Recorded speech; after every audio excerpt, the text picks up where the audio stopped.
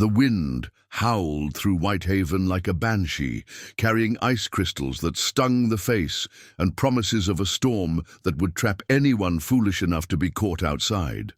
Elena Vasquez pulled her wool shawl tighter around her shoulders as she stepped onto the porch of her boarding house, her breath forming white clouds in the bitter December air of 1887.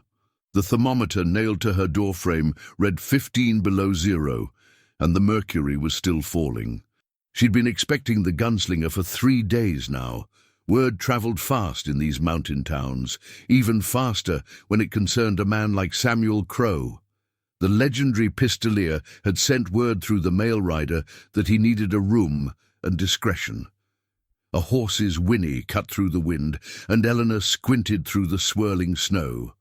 A lone rider materialized from the white curtain of the storm, hunched over his mount, ice coating his beard and the brim of his black hat. Samuel Crowe dismounted with the careful movements of a man whose body bore the accumulated aches of 45 hard years. "Ma'am," he said, touching the brim of his hat. His voice carried the rasp of a man who'd breathed too much gunpowder and dust. "I believe you're expecting me."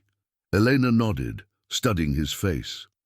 She'd served as a union nurse during the war, had seen men carrying the weight of terrible choices in their expressions.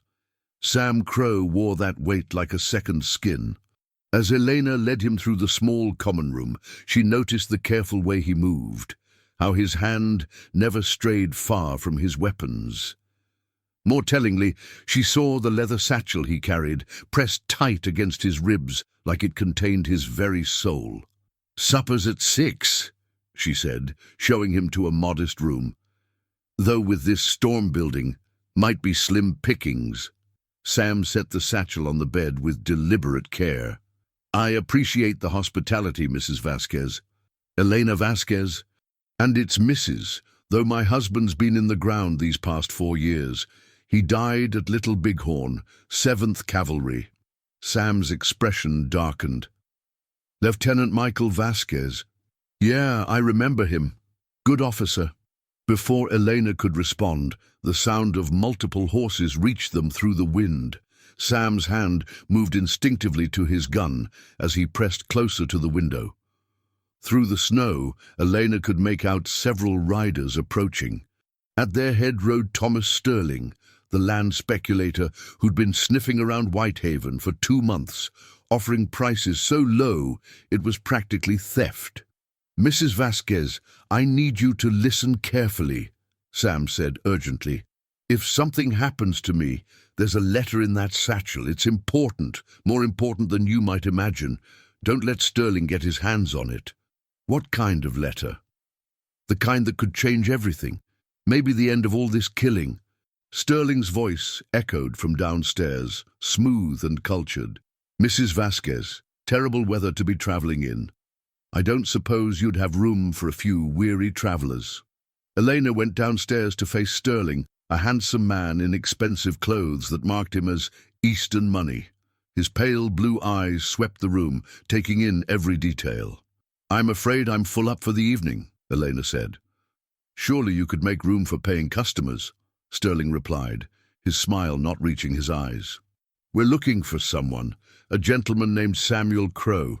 Tall fellow, grey hair, carries himself like a soldier. Haven't seen anyone by that description." Sterling's smile grew wider, revealing the predator beneath. "You see, Mr. Crowe has something that belongs to my employers, something quite valuable."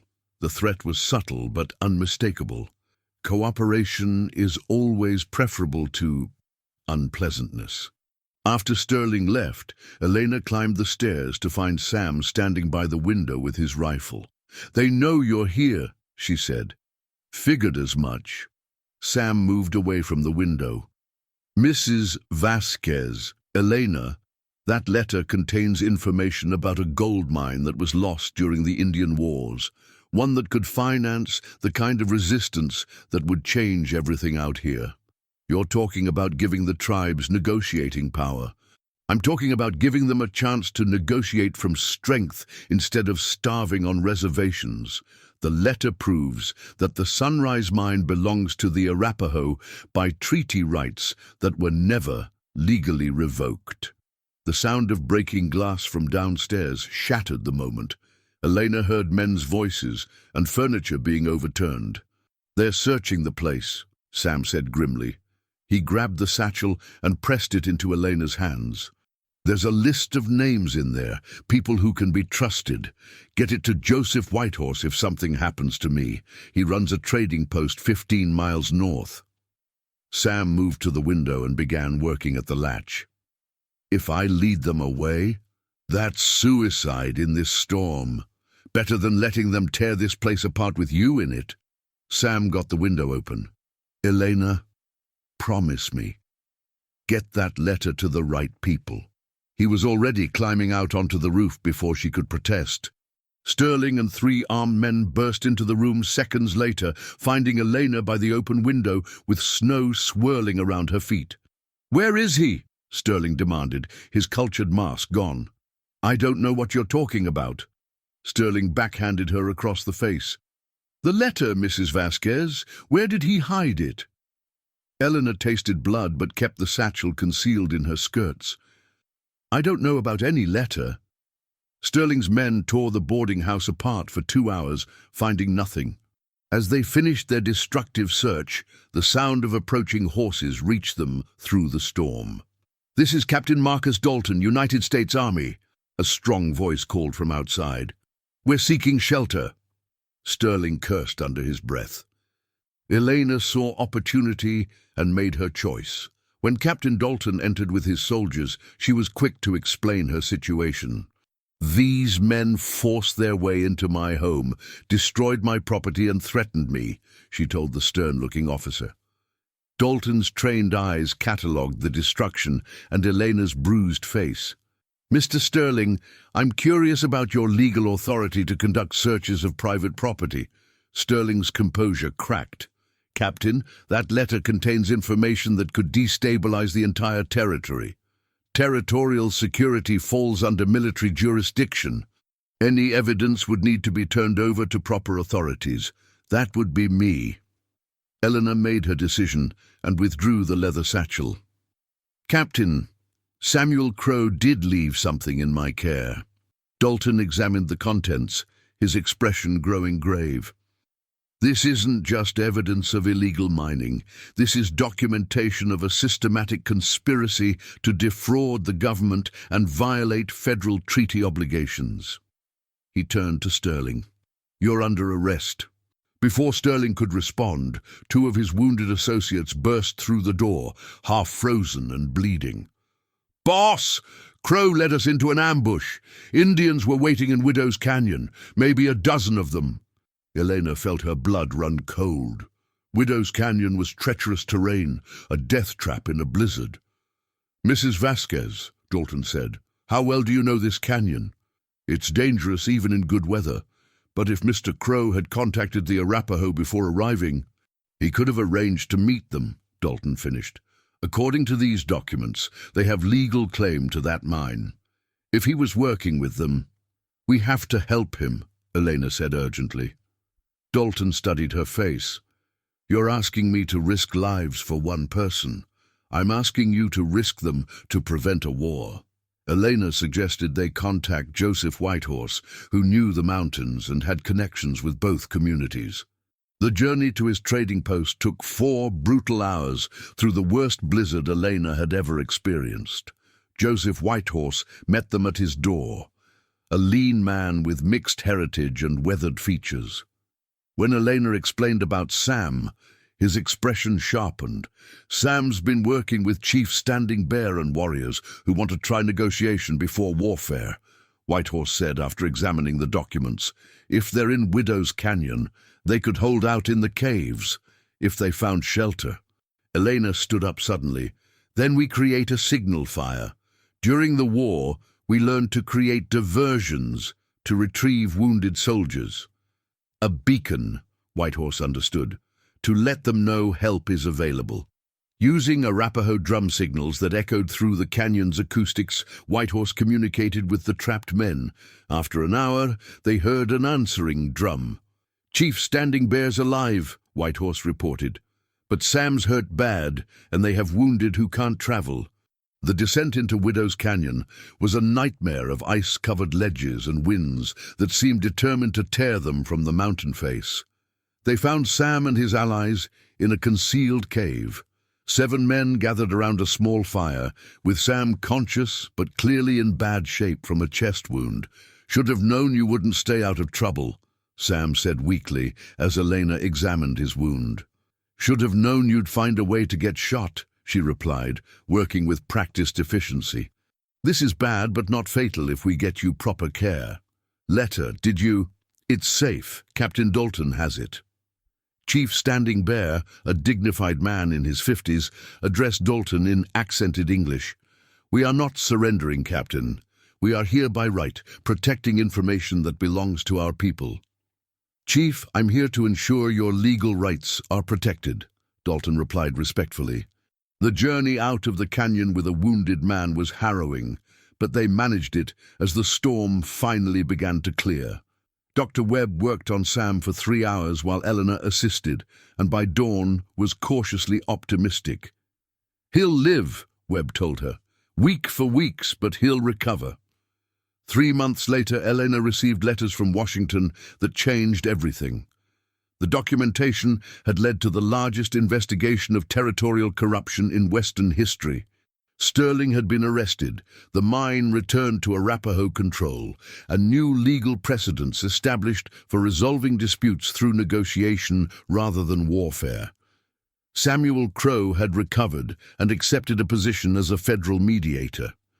During his last visit to Elena, he'd reflected, "I spent 30 years believing problems could only be solved with guns. It's a hell of a thing to discover you've been wrong." Elena had smiled. "The important thing isn't that you were wrong, Sam.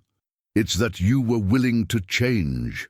Now, watching spring come to the Colorado mountains, Elena reflected on the strange chain of events that had brought her from quiet boarding house keeper to a key figure in territorial history. She'd learned that the most important battles weren't always fought with weapons, but with courage and compassion, and the willingness to believe that people could change.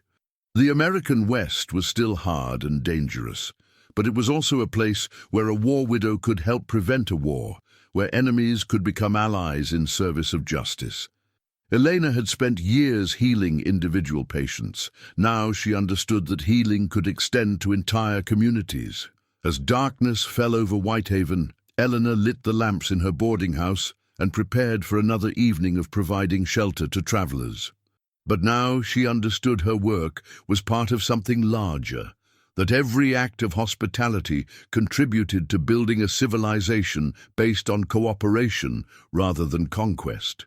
The last letter Samuel Crowe had carried might have changed the fate of the West, but Elena had learned that ordinary people making extraordinary choices could change it too, one decision at a time, one act of courage at a time.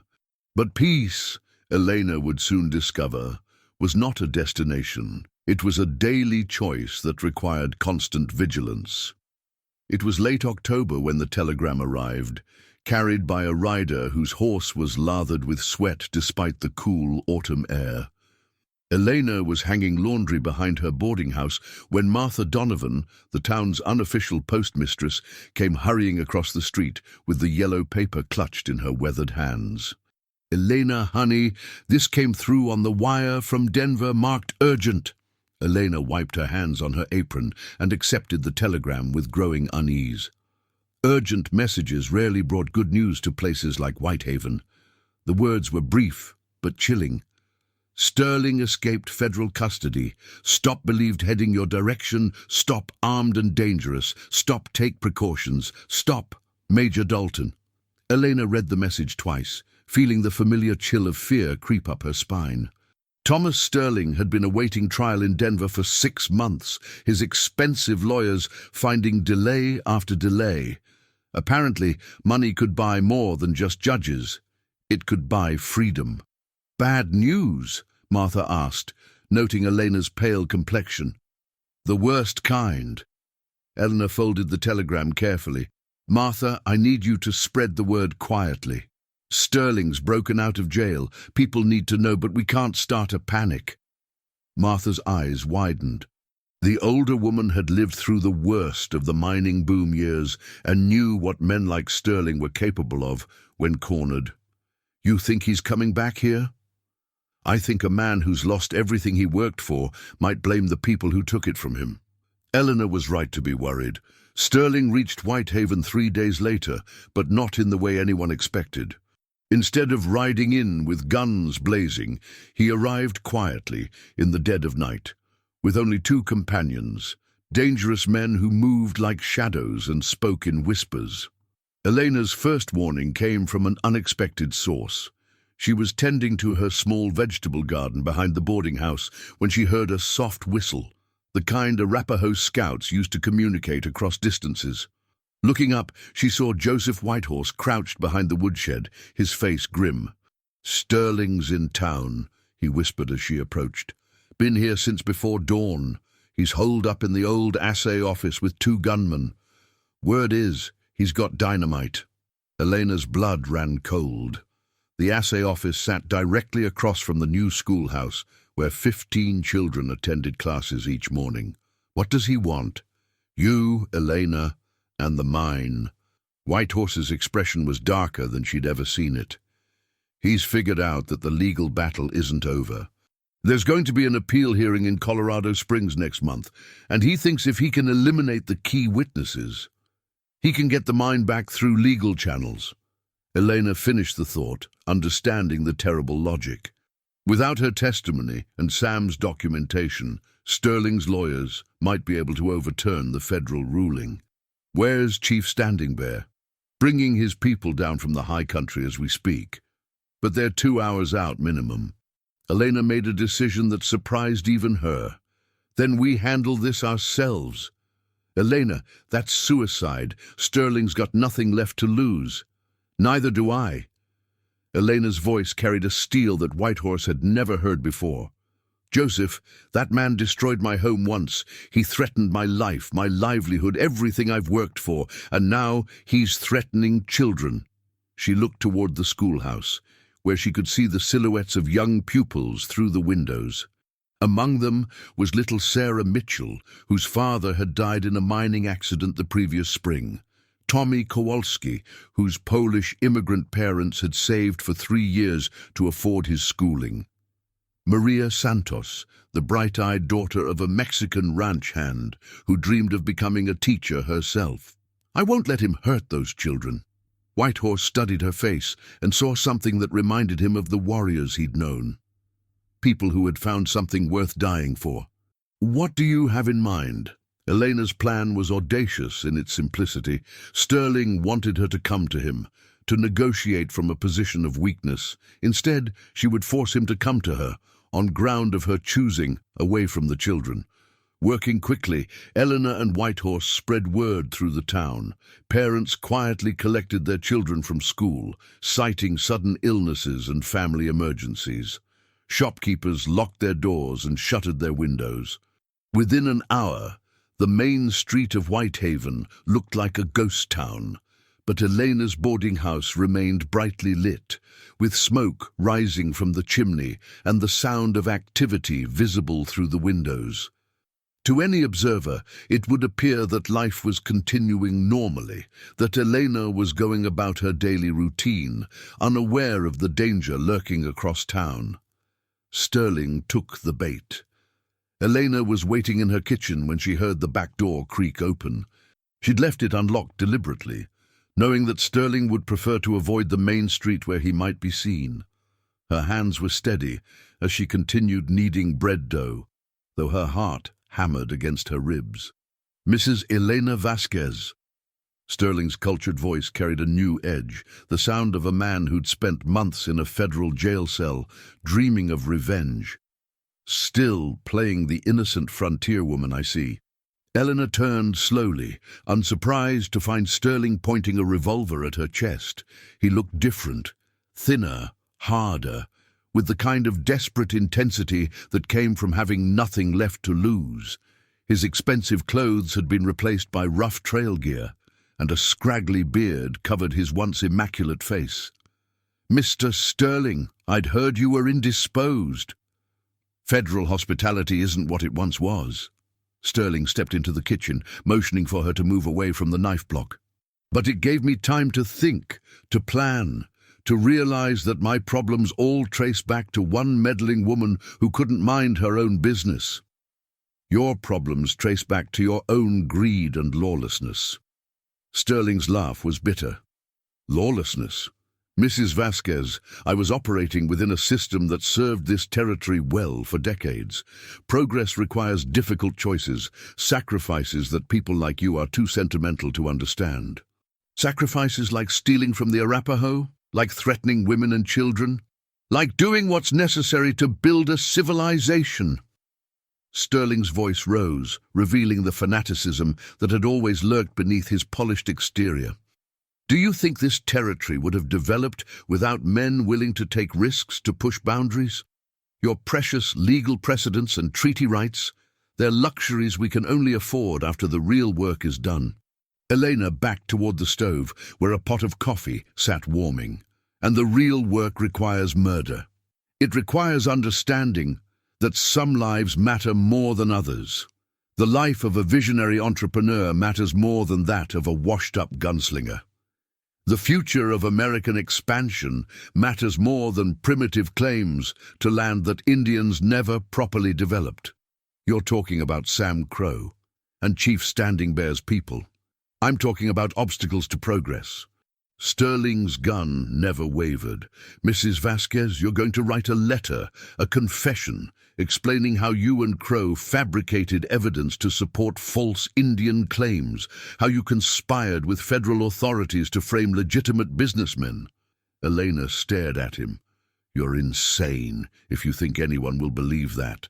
They will when they find your body next to the letter, along with evidence that you were killed by Arapaho raiders seeking revenge for your betrayal." Sterling smiled with genuine pleasure. "My associates are preparing that evidence as we speak." The sound of a floorboard creaking upstairs made both of them freeze. Sterling's eyes flicked toward the ceiling, then back to Elena with renewed suspicion. "Who else is here?" "No one. Old buildings settle, especially in cold weather." But Elena knew better. The creak had come from the loose board outside the room where Sam Crow had stayed months earlier, a board that only made noise when someone stepped on it deliberately. Someone who knew the building's quirks well enough to use them as a signal. Sam had returned. Sterling apparently reached the same conclusion. "Call him down, now, or I'll put a bullet in you and hunt him room by room." Elena raised her voice slightly. "Sam, you might as well come down. Mr. Sterling wants to chat." Footsteps echoed on the stairs. Slow, deliberate, the walk of a man who'd faced death so many times it held no terror for him. Sam Crow appeared in the kitchen doorway, looking much the same as he had 8 months earlier, though perhaps with a few more lines around his eyes. "Sterling," Sam said conversationally, "heard you'd been having some legal troubles. Nothing that can't be resolved with proper testimony." Sterling kept his gun trained on Elena, but positioned himself where he could watch both of them. "You and your friend here are going to help me correct some misunderstandings about recent events. And if we refuse, then you'll join her in a tragic end. Arapaho raiders, as I mentioned, terrible thing, the violence that still plagues our frontier communities." Sam nodded thoughtfully. "Sterling, in my experience, when a man starts planning elaborate murders to cover his tracks, he's usually already lost whatever war he thought he was fighting." "Have I? Because from where I stand, I'm holding all the cards." "Are you?" "Because I count at least 3 ways this could go badly for you, and that's just off the top of my head." Sterling's confidence wavered slightly. "What are you talking about?" "Well, first, there's the fact that Elena's kitchen window faces the street, where half the town can see you waving that gun around. Second, there's the matter of my backup. And yes, I have backup, because I learned something about preparation during our last encounter. You're bluffing." "Third," Sam continued calmly, there's the question of whether you actually checked that gun recently. Because Elena's been heating coffee on that stove for the past hour, and metal expands when it gets warm. A revolver that's been tucked against your body in this heat might not fire as reliably as you'd expect. Sterling glanced involuntarily at his weapon, and in that moment of distraction, Elena moved. She grabbed the pot of hot coffee and flung it at Sterling's gun hand. Sterling screamed as the scalding liquid hit him, his shot going wild as he instinctively jerked away from the pain. Sam was already moving, crossing the kitchen in 3 quick strides and tackling Sterling before he could recover. The fight was brief, but vicious. Sterling might have been desperate, but Sam Crow had decades of experience in close-quarters combat. Within seconds, Sterling was face down on Elena's kitchen floor, with his arm twisted behind his back. "Elena, you all right?" "Fine." Elena was breathing hard, but uninjured. "Sam, how did you know to come back?" "Got word from Major Dalton about the escape. Figured Sterling might try something stupid." Sam secured Sterling's gun and hauled him to his feet. "Plus, I've been keeping an eye on things here anyway. This place has become kind of important to me." The sound of horses outside announced the arrival of Major Dalton and a squad of federal marshals. Elena watched through her window as they surrounded the building with military precision. "Mrs. Vasquez," Dalton called. "Are you secure?" "All secure, Major," she called back. "We have Sterling in custody." As the marshals took Sterling away, this time in chains that would be harder to escape, Eleanor and Sam sat in her common room, sharing a pot of fresh coffee and watching the sun set over the mountains. "Sam," Eleanor said quietly, "why did you really come back? Don't tell me it was just about Sterling." Sam was quiet for a long moment. "Elena, I've spent most of my adult life moving from place to place, never staying anywhere long enough to call it home. But these past months, working as a mediator, seeing how the legal changes we started here are spreading to other territories, it made me realize something." "What's that?" "That maybe it's time to stop running from the past and start building a future." Elena studied his weathered face in the lamplight. "What kind of future?" "The kind where an old gunslinger can hang up his weapons and help people solve problems with words instead of bullets. The kind where a place like Whitehaven can become a model for how different communities can live together peacefully." Elena smiled. "And you think you'd be happy with that kind of life?" "With the right partner, I think I could be." The proposal, when it finally came 3 weeks later, was as unconventional as everything else about their relationship. Sam made his intentions known not with flowers and pretty words, but by presenting Eleanor with the deed to a small ranch outside town, a place where they could build something together, where the lessons they'd learned about cooperation and justice could be lived out on a personal scale. Elena accepted, not because she needed rescuing or protection, but because she'd found in Samuel Crow a partner who understood that true strength came not from the ability to destroy, but from the willingness to build. Their wedding, held in the spring of 1889, was attended by an unlikely congregation: federal officials and Arapaho chiefs, former miners and reformed land speculators, soldiers and peacemakers. Chief Standing Bear gave a blessing in his native language, while Major Dalton served as Sam's best man. But perhaps the most meaningful moment came when little Sarah Mitchell, the girl whose father had died in the mining accident, presented Eleanor with a bouquet of wildflowers and whispered, "Thank you for keeping us safe." Eleanor understood then that her story, their story, was part of something much larger than individual happiness. It was proof that change was possible, that people could choose cooperation over conflict, that the American West could be shaped by justice rather than violence. As Eleanor and Sam began their new life together, the precedents they'd helped establish continued to spread throughout the territories. The Whitehaven model, as historians would later call it, became a template for resolving disputes between settler and indigenous communities through legal channels rather than warfare.